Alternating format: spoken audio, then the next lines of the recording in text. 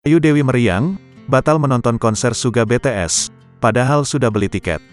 Ayu Dewi sedih karena batal nonton konser Suga BTS di AIS BSD, Tangerang.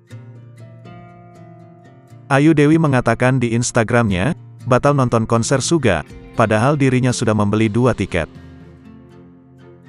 Boleh sedih kan? Gak bisa nonton padahal gelang udah ada, tulis Ayu Dewi. Dikutip Minggu, tanggal 28 Mei tahun 2023. Postingan istri Reggy Dato itu lantas langsung dikomentari banyak netizen dan beberapa rekan artis. Di kolom komentar, Ayu Dewi pun menjelaskan jika dirinya tidak menonton karena badannya kurang fit.